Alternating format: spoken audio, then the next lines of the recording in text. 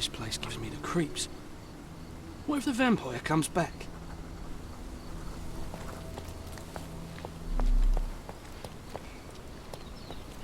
Could you help me?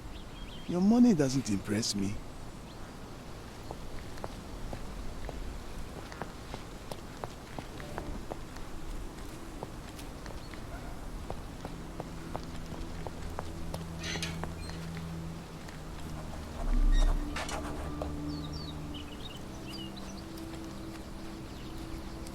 The flowers are still fresh.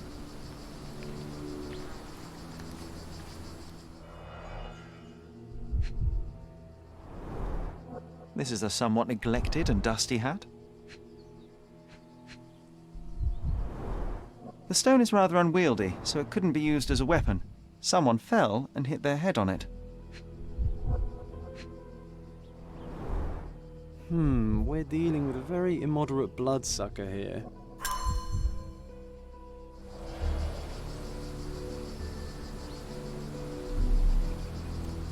Shouldn't we have brought some wooden stakes with us? Or at least garlic?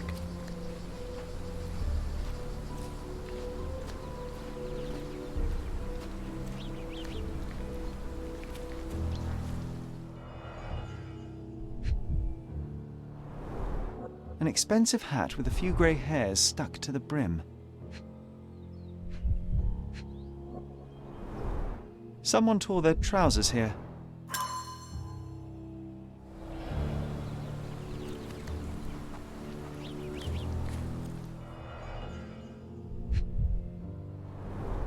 The blade is bent from the impact. The bleeding wasn't severe, there are just a few drops.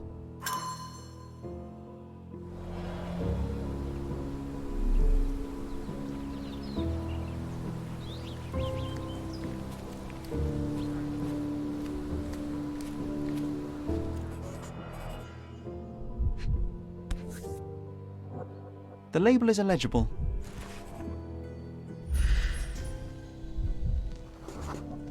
Looks like a set of surgical instruments. One is missing.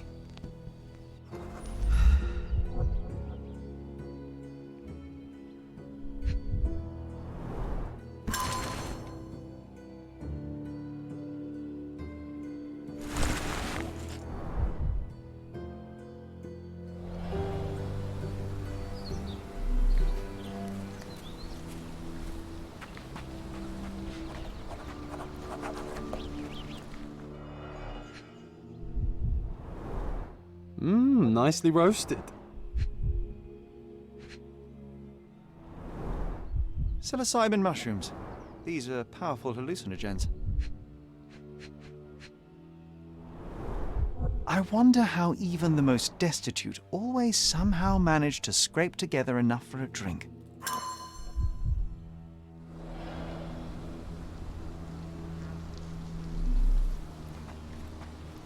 This must be the vagrant shelter. Quite homely, if you don't mind sleeping next to the corpses. Do we have any marshmallows?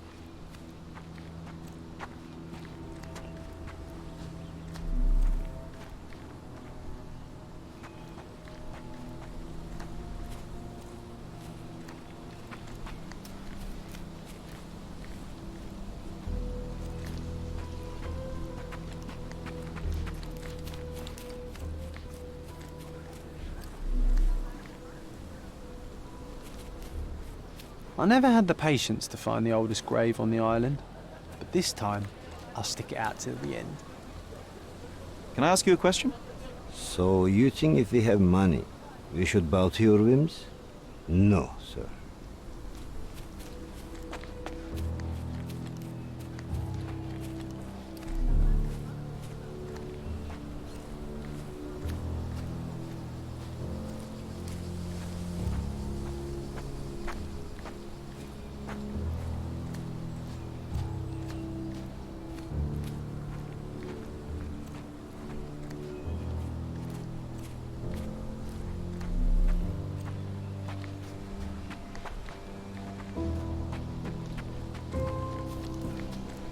It's not very polite to just drop in on someone unannounced.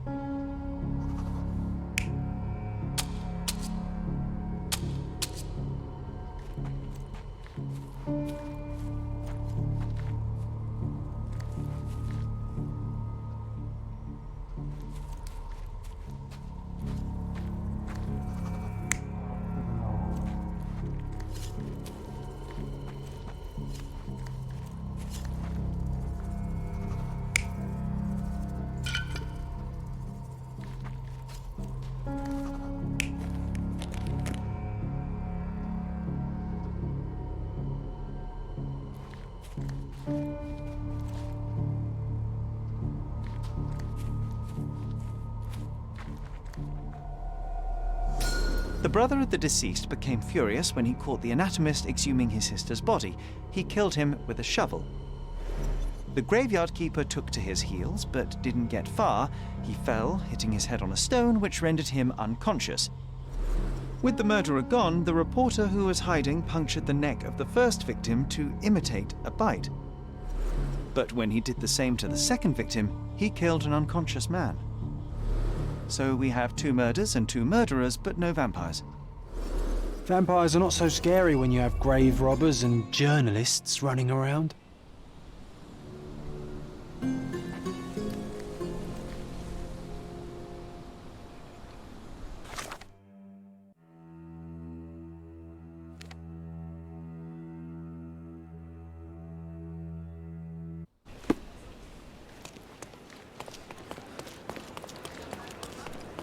He's even been put up.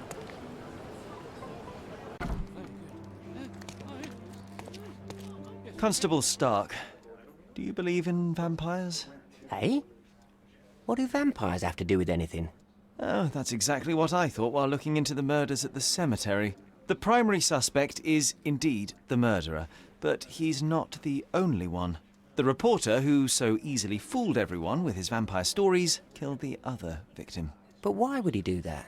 He believed the unconscious man to be dead and decided to concoct a thrilling story for his readers. Oh, thank you, Mr. Holmes. I'll have the conniving little scrub taken in immediately. There's only one case left. Don't let me stop you.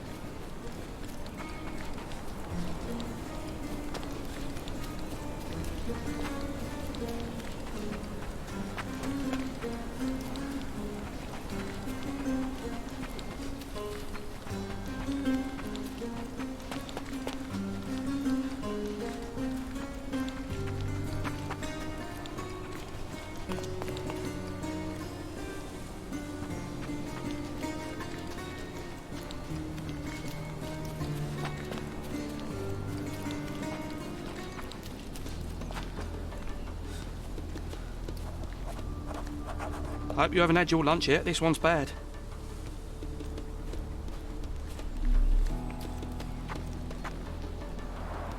The hoof prints end in deep furrows.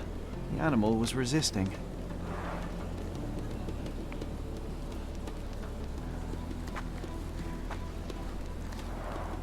What a waste.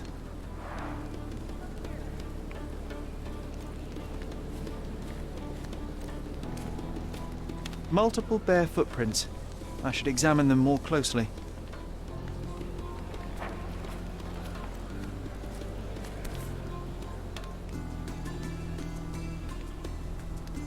The priest said that he came here to stop the ritual. Did you really, Father?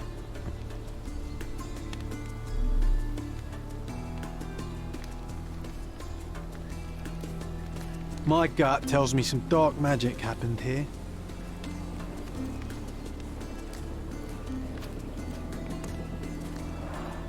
The robe is soaked with wine.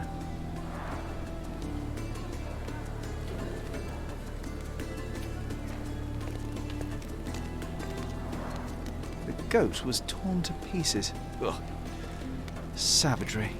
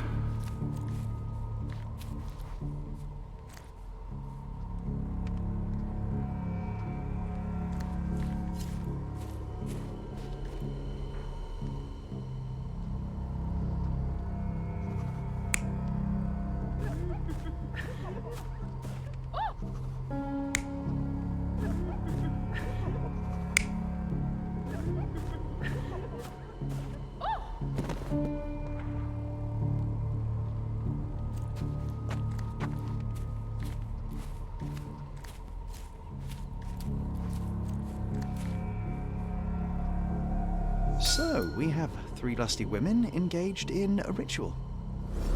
They're drinking and dancing when suddenly they hear a noise from the bushes. Their ritual seems to be working. There's a man they can get drunk already. While 2 of them are busy with the priest, the 3rd one leaves. She is the one who stole the goat and brought it to the ritual. The poor animal smells trouble and charges at the drunken woman with the amphora. Still, he couldn't break free, and at the end was brutally torn apart and eaten alive. Well, they attracted the attention of men. The police, at least.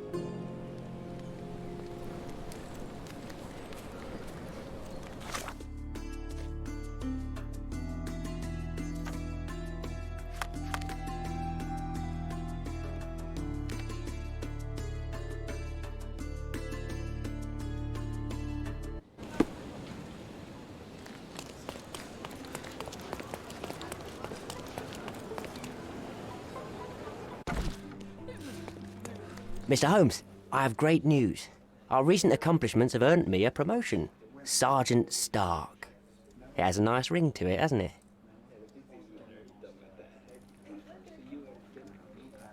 Please accept my congratulations, Sergeant. Your part in solving those cases was invaluable. Come, Mr. Holmes, your part was just as important. Not without my guidance, of course, but you did an excellent job. Anyway, I'll be moving back to the office space. My days at this blasted desk are almost over. I won't be scapegoated now. Good for you, I suppose. Speaking of scapegoats, I've solved the last case on the board. The goat was stolen by the lady in the blackbird mask. As if that makes any difference, judging by the atrocity I witnessed at the crime scene. Yes, I heard about that one. The things women get up to these days. Ugh. Well, I'm glad to have been of service. Now I have other matters to attend to. Mr. Holmes, if I may be so bold as to make one last request. Do you remember that I told you that our chief inspector has been missing for a few months now? My current task is to establish his fate. I've tried to make sense of his last case, but it's a convoluted mess. I would really appreciate your help.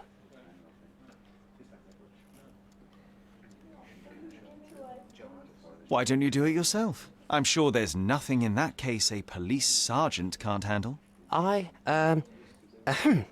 You're simply much better at it than me. There, I said it. I won't argue with that, although much better is still an understatement. Fine, you have me intrigued. Thank you awfully, Mr. Holmes. Tell me everything you know. I don't know much. Just that it's connected to a gang called the Hive. Placido has been after their leader, the Hive Master, for years. But otherwise, I can't make head nor tail of it. Here, take the key to Placido's office. You might find some leads in there. So is it Chief Inspector Placido who has vanished? From what I've gathered, he was a good detective. Ain't that the truth? He was solving cases like shelling peas. Without him, things have gone downhill. He was a crotchety sort, always grumbling, fussing, taking his snuff by the handful, but I, for one, miss the old boy. Very well, I'll see what I can find out. One thing is certain, it's a dangerous business. Be careful, Mr. Holmes.